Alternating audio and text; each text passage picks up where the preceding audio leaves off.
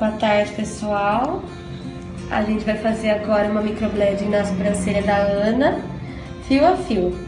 Daqui a pouquinho eu mostro pra vocês o procedimento e o resultado final.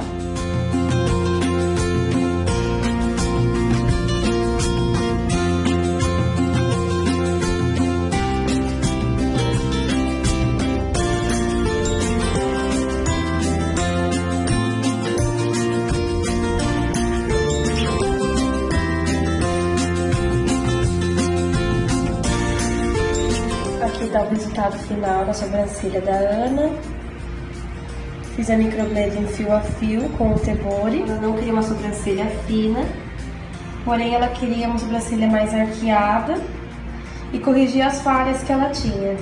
E esse é o resultado final. Perfeito. Gostou? Aham. Assim que você queria? Era. Perfeito.